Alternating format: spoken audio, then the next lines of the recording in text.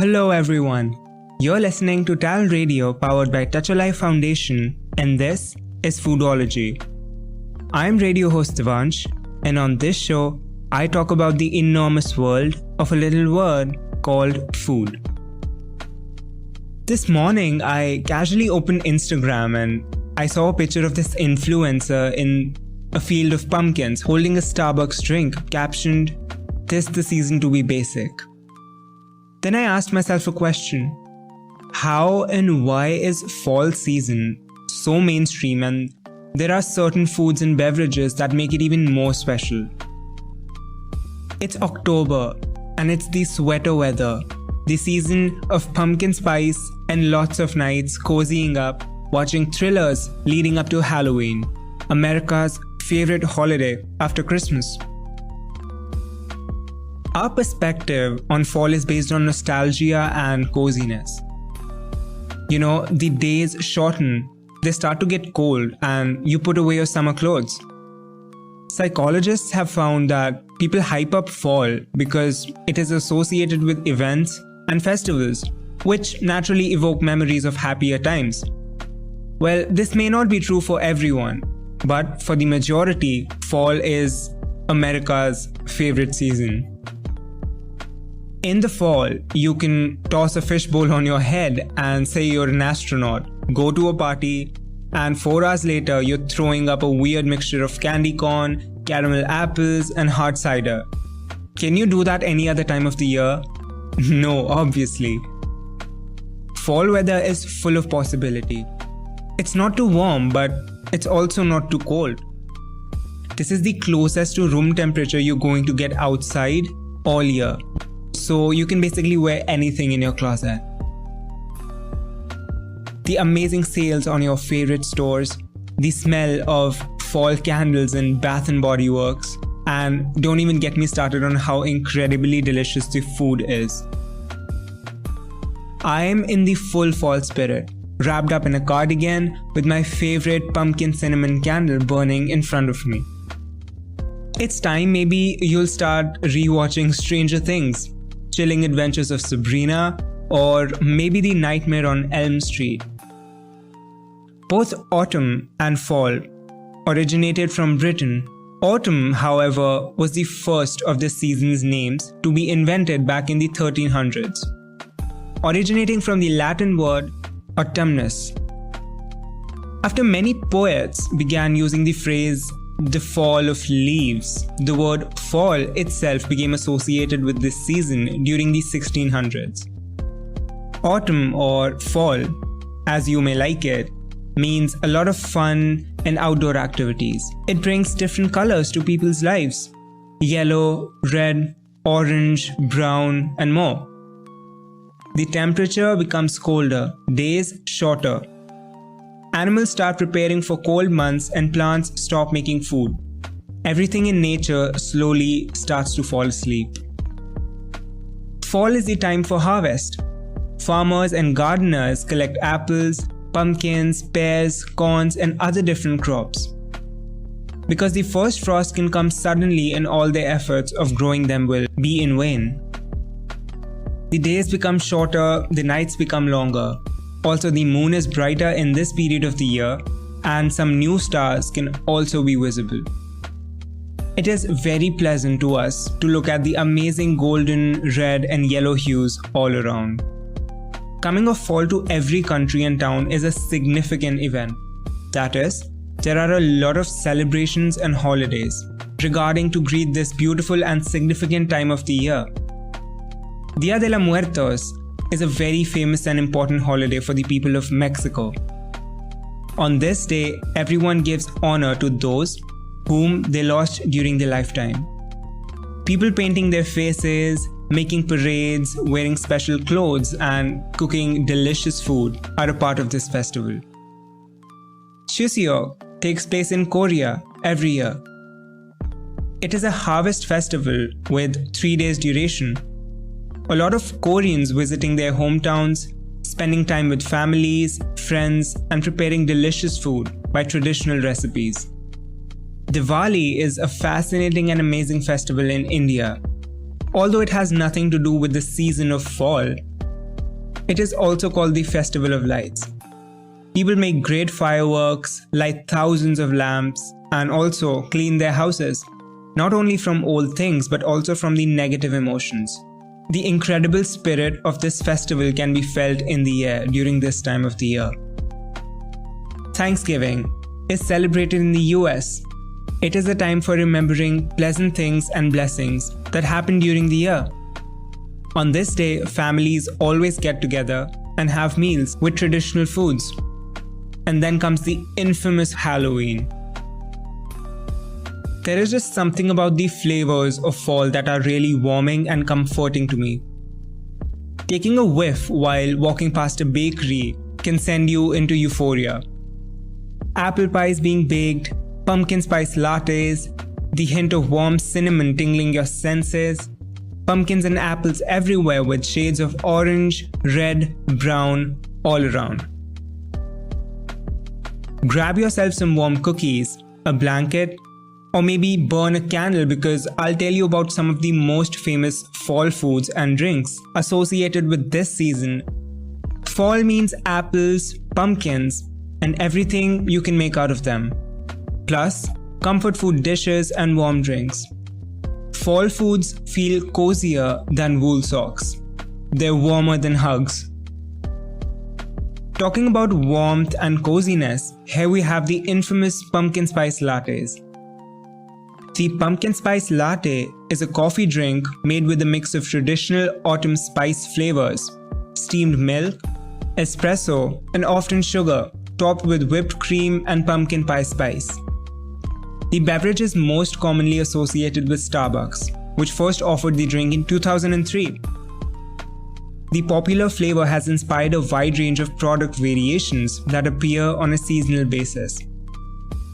Pumpkin spice is actually a spice mix, which is made out of ground cinnamon, nutmeg, cloves, ginger, and allspice.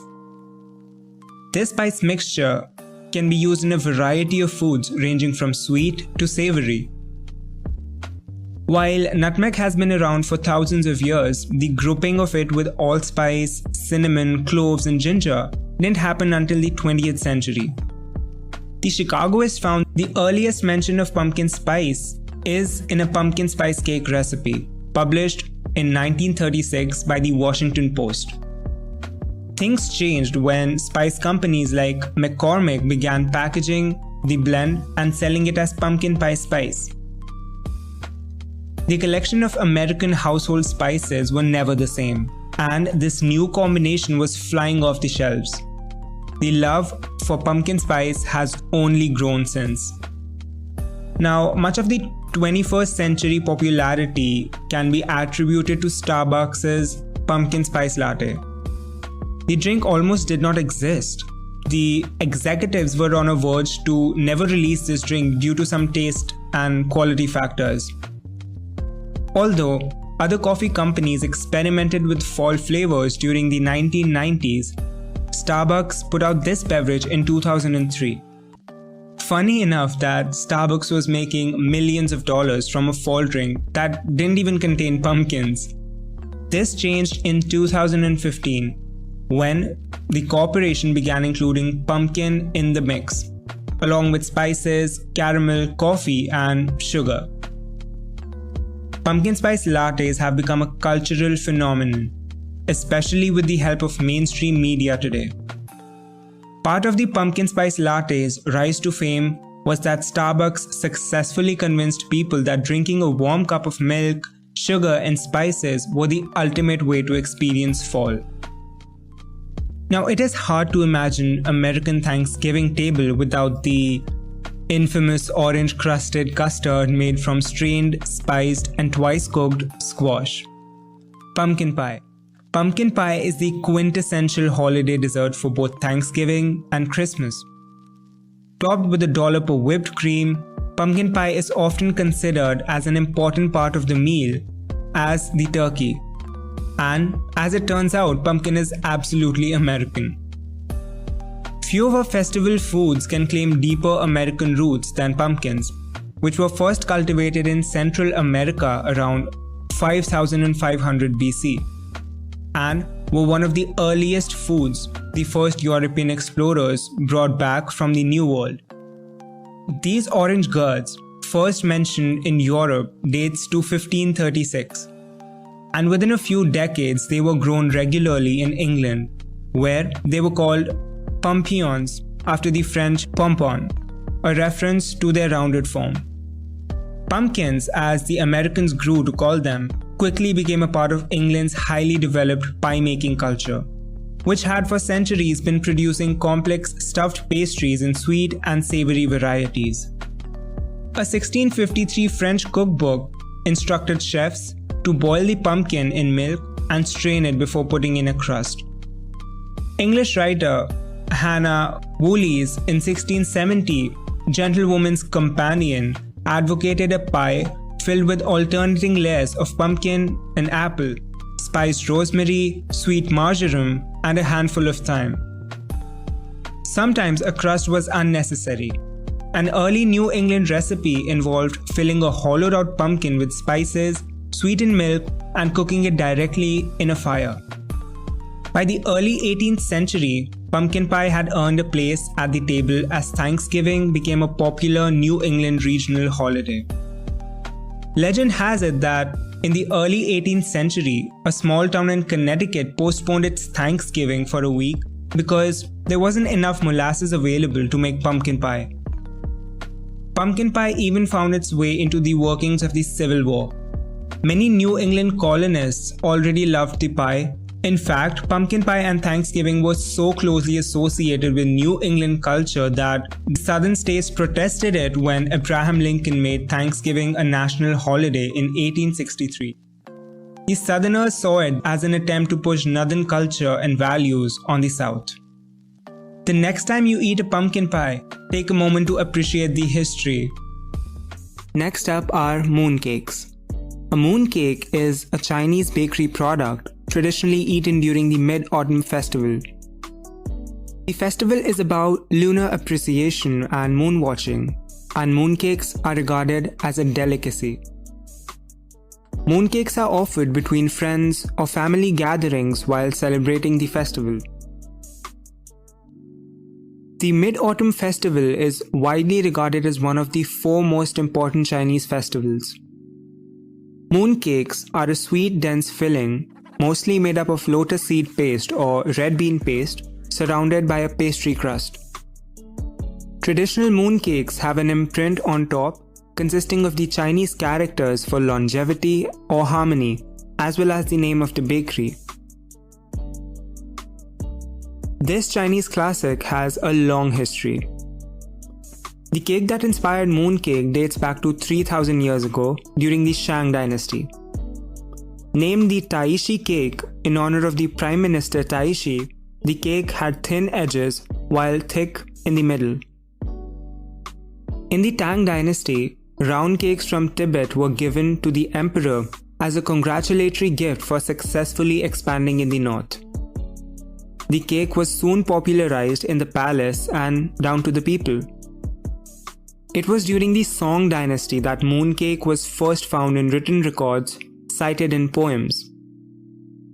In the 13th century, the Mongols successfully invaded China after many attempts, and Kublai Khan established the Yuan dynasty. Chinese families were expected to give Mongolian guards food and wine. A local rebel leader suggested a rebellion on Mid-Autumn Festival. In preparation for that, residents were given mooncakes that contained a message. Kill the Mongols on the 15th day of the 8th month, which was the first day of the Mid-Autumn Festival. Because the Mongol guards did not eat the mooncakes, the plan succeeded and the Mongols were overthrown. In celebration, eating mooncakes on the first day of Mid-Autumn Festival became an annual custom. While the timeline of the mooncake history tells of its origins, many locals pass down legendary tales of mooncake's legacy. One famous story recalls the Chinese goddess of the moon, Chang'e, who is the symbol of the Mid-Autumn Festival. Her husband saved the world from burning from the sun. he was gifted an elixir of immortality, which Chang'e drank to prevent it from being stolen. She ascended to the lunar palace, where she was forever separated from her husband. Chang'e's husband placed her favorite cakes and fruits before the moon in her memory. Now, a darker version of this legend tells that Chang'e drank the elixir to flee from her cruel husband. Commoners placed offerings to thank her for her sacrifice, that she drank the elixir and not her husband. Next are apple cider donuts. Apple cider donuts are the ultimate fall dessert. But they aren't just a trendy seasonal dish to put on your Instagram story. They have a history that dates back far further than the pumpkin spice latte. Apple cider donuts are cake donuts made from a mixture of buttermilk batter, nutmeg, cinnamon, and apple cider.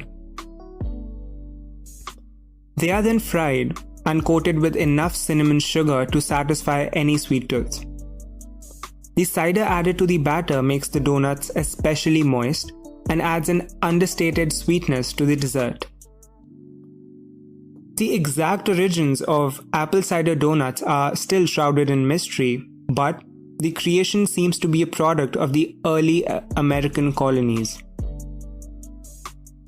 In the days before refrigerators, falls were spent butchering meat so that it could be preserved and stored through the winter. This resulted in a lot of leftover animal fat that the colonists put to good use. They used it to fry up dough mixed with apples from the recent harvest, and apple cider donuts were produced. Paired with a warm glass of apple cider for dipping, they are the perfect addition to any apple picking adventure. Cinnamon rolls. Cinnamon rolls are loved all over the US as much as they are in any part of the world. When cinnamon, sugar, and butter are mixed together, the result is something many people all over the world enjoy. Cinnamon rolls are a sweet pastry commonly eaten at breakfast time, but may be consumed any time of the day. Dating back many years, cinnamon rolls have made a mark in history.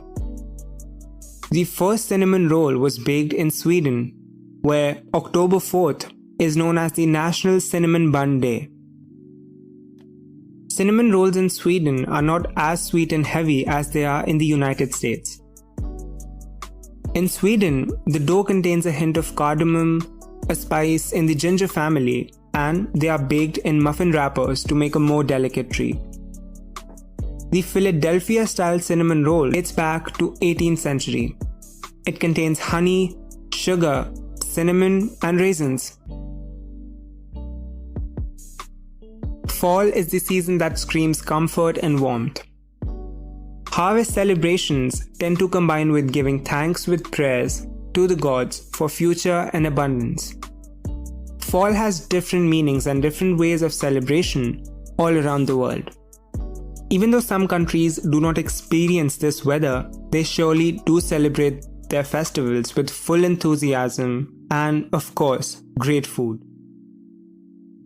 Thank you so much for sticking around on this episode of Foodology. I had an incredible time talking to you. This is radio host Devansh, signing off. Hope you have a beautiful and a magical day ahead.